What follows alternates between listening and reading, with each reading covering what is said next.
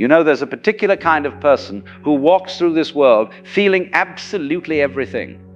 Not just their own sorrows and joys, but everyone else's too. They're like human tuning forks, vibrating to every emotional frequency within range. We might call them sensitive souls, empaths, or simply those who feel too much. And society has trained these people rather well, hasn't it? Trained them to believe that their gift of sensitivity comes with an unspoken price. The price of being everyone's emotional sanctuary, everyone's confessor, everyone's unpaid therapist. But something rather extraordinary happens when one of these sensitive souls finally stops. Just stops. Stops absorbing everyone's moods like a sponge. Stops saying yes when every fiber of their being screams no. Stops twisting themselves into impossible shapes just to make others comfortable. What happens then is not what you'd expect. They don't become cold. They don't become cruel. They become something far more dangerous to a world built on their endless self-sacrifice. They become awake. Now, let me tell you what's really going on here, because most people completely misunderstand the nature of sensitivity. We think of the sensitive person as someone who's naturally soft, naturally giving, naturally meant to take care of others. But this is where we've gotten it all wrong. That sensitivity, that ability to feel everything, it didn't develop because these souls are meant to be the world's emotional janitors. It developed as a survival mechanism. You see, if you grew up in an environment where you had to read the room constantly, where you had to anticipate someone's mood before they walked through the door, where your safety depended on managing other people's emotions, you learned to feel everything. Not as a gift, but as armor. The sensitive child who could sense danger in a parent's tone of voice, who could feel the shift in household energy before the storm hit. That child survived by becoming exquisitely attuned to everyone else. But here's the trick. They became so good at reading others that they never learned to read themselves. And so we have these sensitive souls walking around, 30, 40, 50 years old, still operating from that childhood program, still believing that their value lies in their usefulness, still convinced that if they just give enough, care enough, sacrifice enough, they'll finally earn the love they've been seeking all along. What a magnificent con job we've pulled on these people. We've convinced them that their sensitivity is a gift they must share with everyone, all the time, regardless of the cost to themselves. We've told them that boundaries are selfish, that saying no is unkind, that taking care of themselves is somehow a betrayal of their nature. But watch what happens when one of these sensitive souls finally hits their limit. And they all do, eventually. There comes a moment, perhaps after years of giving, until they're hollow. Perhaps after one more person takes advantage of their kindness. Perhaps on an ordinary Tuesday afternoon when they're sitting alone and realize they can't remember the last time anyone asked how they're really doing. In that moment, something cracks open. Not in a dramatic way, necessarily. Sometimes it's just a quiet thought, a simple question that changes everything. What if I stopped? What if I stopped trying to fix everyone? What if I stopped absorbing everyone's pain?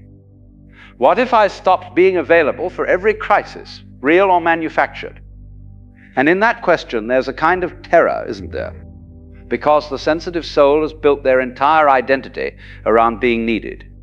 They don't know who they are without someone to rescue, someone to comfort, someone to save. Their whole life has been organized around this role. And the thought of stepping out of it feels like stepping into an abyss. But here's what actually happens when they dare to step into that abyss. They discover it's not an abyss at all. It's space. Open, vast, liberating space. Space to breathe. Space to think their own thoughts. Space to feel their own feelings without everyone else's emotions crowding in. And in that space, they begin to see things they couldn't see before. They see the patterns. Oh, the patterns become so clear once you stop participating in them. They see how certain people only call when they need something.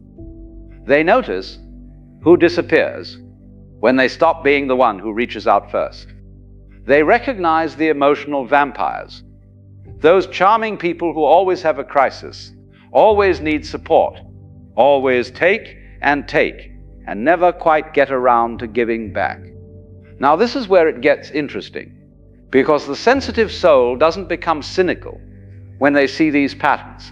That's what people fear, isn't it?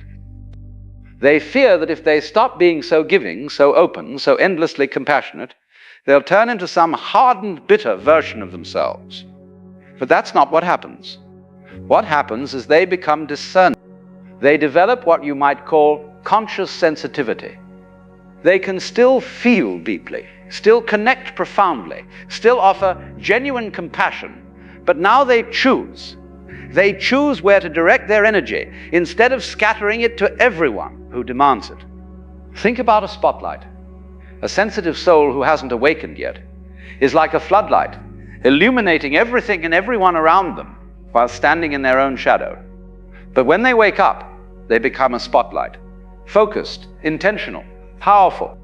They shine their light where it truly matters, where it's genuinely needed, where it will actually make a difference. And yes, this means some people get left in the dark. The people who were only there for the free illumination, who never intended to shine any light back, they suddenly find themselves without their personal sun, and they don't like it one bit. This is when you'll hear the accusations start. You've changed. You're not the person I knew. What happened to you? And the beautiful thing is, the awakened sensitive soul no longer scrambles to reassure these people. They don't rush to prove they're still good, still kind, still the same old reliable doormat. They simply smile and think, yes, I have changed. Finally. Because here's the truth that nobody talks about. The old version of the sensitive soul, the one who pleased everyone, the one who had no boundaries, the one who absorbed everyone's pain like it was their job, that version wasn't real. It was a performance, a survival strategy that got mistaken for personality. The real person was buried underneath all that compulsive caretaking. The real person had opinions they never voiced, had needs they never expressed, had anger they never released, had dreams they never pursued, because they were too busy managing everyone else's emotional weather. And when that real person finally starts to emerge, it's not comfortable. Not for the sensitive soul, and certainly not for all the people who benefited from their self-erasure. There's a period, and it can last months or even years, where everything feels strange and new and slightly terrifying. The sensitive soul has to learn skills they never developed. How to say no without a 3-paragraph explanation. How to disappoint someone without imploding from guilt. How to recognize when someone is trying to manipulate them back into the old patterns. Let me tell you about guilt. Because guilt is the primary weapon used against awakening sensitive souls. The moment they start setting boundaries, the guilt arrives like clockwork. Who do you think you are, putting yourself first? Don't you care about anyone but yourself? I thought you were a good person. And the sensitive soul, who spent their entire life proving they're good enough, feels that guilt like a knife. But here's where the real work happens. They have to sit with that guilt. They have to feel it without immediately trying to make it go away by reverting to their old patterns. They have to ask themselves the crucial question: is this guilt telling me I've actually done something wrong, or is it just the discomfort of claiming my own life? Most of the time, it's the latter. The guilt is just the death throes of the old identity. It's the part of them that learned to survive by being useful, by being needed, by being the one who fixes everything. And that part is terrified of becoming obsolete. But it must become obsolete.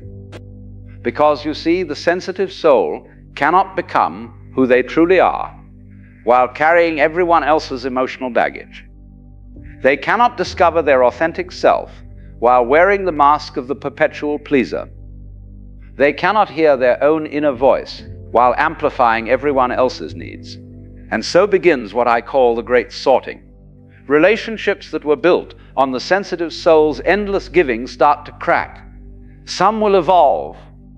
The people who genuinely care, who actually see the sensitive soul as a whole person rather than a resource to be extracted, these people will adjust. They'll respect the boundaries. They'll celebrate the changes. They might even feel inspired to look at their own patterns, but others will resist. They'll push back against simply. He used to be speaking in possible house. They'll try guilt, anger, manipulation, whatever it takes to get their emotional support system back online. And this is where the sensitive soul faces their biggest test. Can they hold their ground, even when people they care about are upset with them? Can they disappoint others to stay true to themselves? This is not an easy thing. The sensitive soul has been trained since childhood to believe that other people's comfort is more important than their own authenticity. They've learned that making waves is dangerous, that standing up for themselves is selfish, that their needs don't matter as much as everyone else's. Breaking this conditioning requires something like courage. Not the dramatic kind of courage, but the quiet, everyday courage of choosing yourself when every cell in your body has been programmed to choose others. Watch what happens to the body when a sensitive soul stops people-pleasing. This is fascinating. For years, maybe decades, their body has been in a constant state of stress. Their nervous system has been processing not just their own emotions, but everyone else's too. They've had headaches, stomach problems, exhaustion that sleep doesn't cure. Their body has been screaming at them to stop, but they kept pushing through because everyone needed them. But when they finally stop, when they finally start saying no, when they finally create boundaries that protect their energy, the body begins to relax. The chronic tension starts to release. The mysterious aches and pains begin to fade. Sleep becomes deeper, energy returns. It's as if the body finally exhales after holding its breath for years. And this makes sense, doesn't it? The body was never meant to process everyone else's emotional waste. The sensitive soul has been functioning like an emotional sewage treatment plant, and their body paid the price. When they stop taking on everyone else's stress, anxiety, and pain, their physical health naturally begins to restore. Now here's something crucial to understand. When a sensitive soul awakens and starts seeing the truth, they don't lose their sensitivity. This is what people fear, and it's simply not true.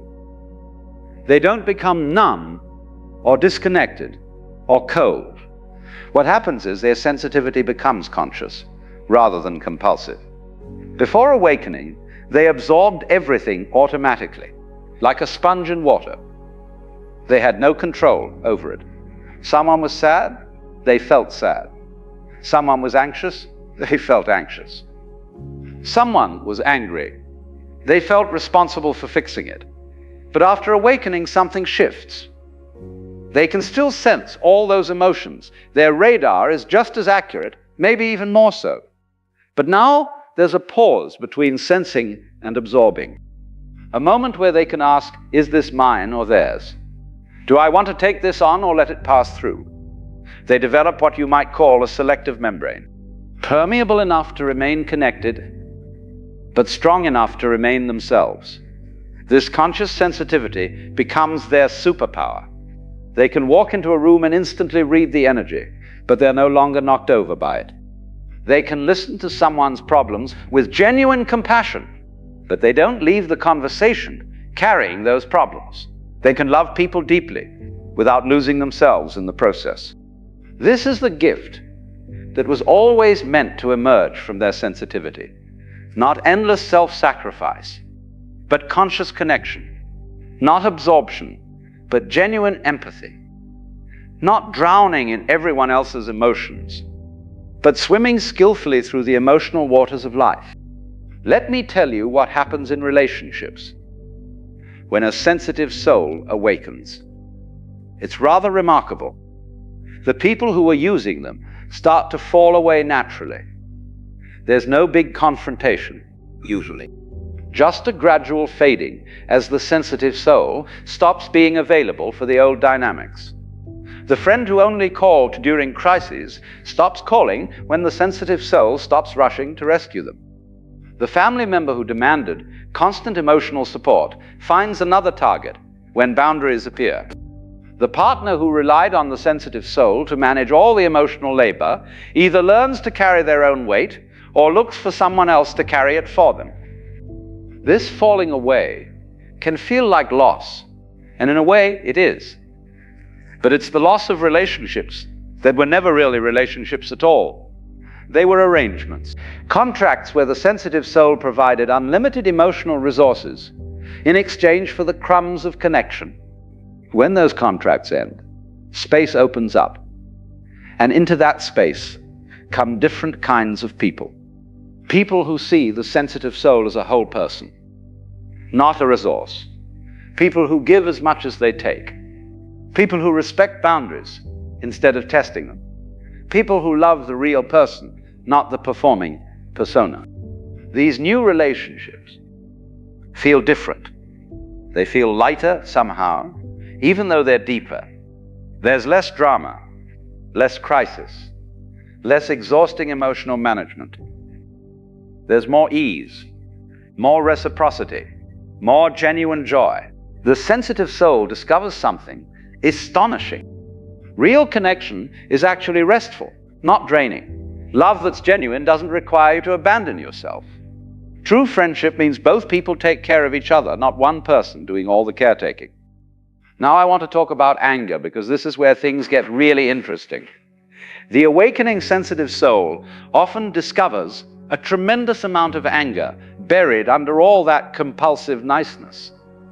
Anger at being used, anger at being taken for granted, anger at all the times they said yes when they meant no, anger at the people who exploited their kindness, anger at themselves for allowing it. This anger can be shocking. The sensitive soul has spent their whole life being nice, being understanding, being patient. They've suppressed their anger so thoroughly that they forgot it was there. But it was there all along, festering under the surface, leaking out as resentment, bitterness, chronic stress. And when this anger finally surfaces, the sensitive soul often panics. They think, oh no, I'm becoming the kind of person I never wanted to be. I'm becoming angry and bitter and hard. But this is a misunderstanding. The anger isn't making them into someone new. It's revealing someone who was always there, but never had permission to exist. And this anger, when it's acknowledged and expressed appropriately, is actually healthy. It's the part of them that knows their worth. The part that refuses to be used. The part that says, no, enough, I matter too. The anger is not their enemy, it's their teacher. It shows them exactly where their boundaries were violated. It gives them the energy to establish new ones. It burns away the false self and reveals the real one underneath.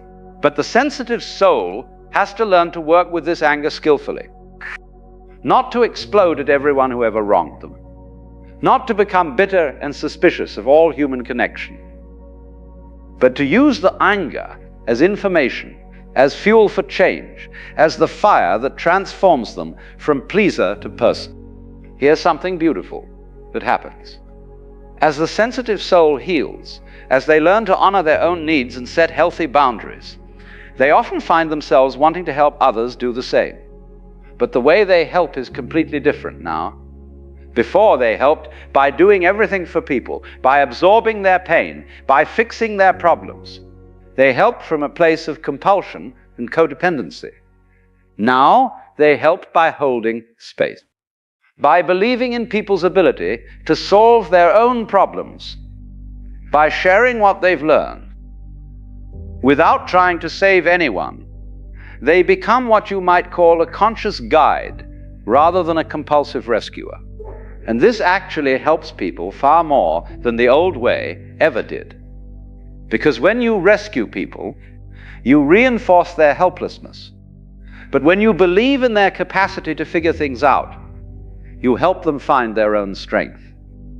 The awakened sensitive soul understands that the greatest gift they can give others is not to do things for them, but to trust them to do things for themselves. Let me tell you about something I call the return to self. After the initial awakening, after the boundaries are set, after some relationships end and others transform, there's a period where the sensitive soul has to learn to be alone with themselves. Really alone. Not lonely, but in solitude.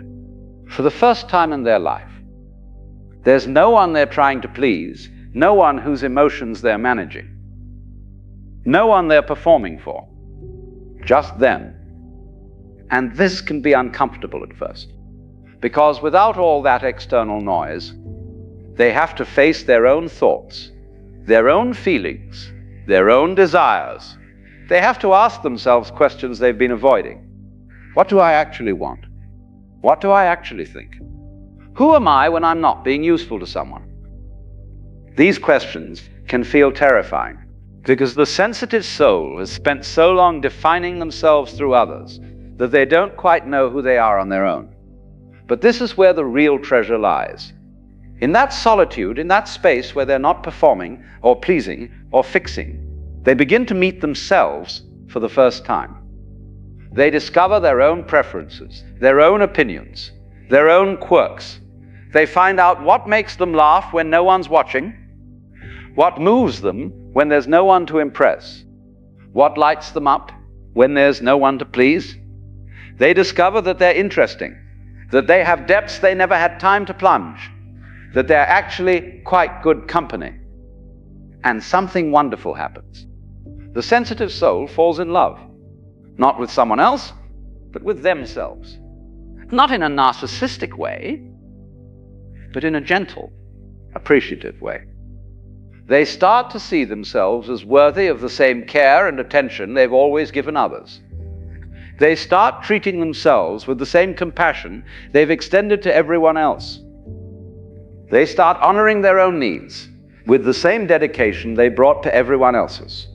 This self-love is revolutionary, because once you genuinely love yourself, you can no longer accept relationships that require you to abandon yourself. Once you know your own worth, you can no longer settle for breadcrumbs of affection. Once you've tasted the peace of being alone with yourself, you can no longer tolerate connections that create chaos. The sensitive soul who has awakened and returned to themselves becomes unshakable in a way they never were before. Not because they've hardened their heart, but because they've finally found their center. And from that center, they engage with the world in a completely new way. They give from overflow rather than depletion. They help from inspiration rather than obligation. They love from wholeness rather than neediness. They connect from authenticity rather than performance. This is what I call sovereign sensitivity, the ability to feel everything while remaining yourself, the capacity to care deeply without losing yourself, the gift of being both open and boundaried, both soft and strong. And here's the beautiful paradox.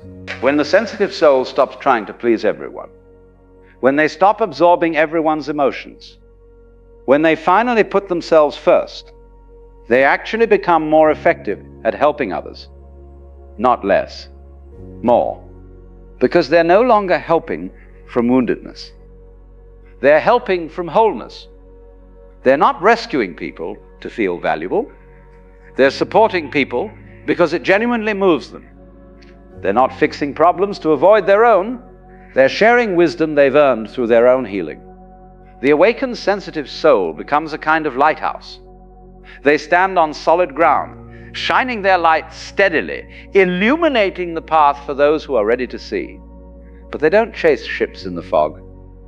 They don't abandon their post to rescue every vessel in distress. They trust that their steady light is enough, that those who are meant to find their way will find it. This is true service, not self-sacrifice, but self-offering. Not depletion, but contribution. Not martyrdom, but mastery. So what happens when a sensitive soul stops pleasing everyone and starts seeing the truth? They don't become less. They become more authentically themselves, more genuinely connected, more powerfully present, more radiantly alive. The true self that was always there, buried under all that people-pleasing, finally emerges. And it turns out that true self is magnificent, not because it's perfect or enlightened or beyond all human struggle, but because it's real, beautifully, messily, courageously real. And in a world full of masks and performances, that realness is the most precious thing of all.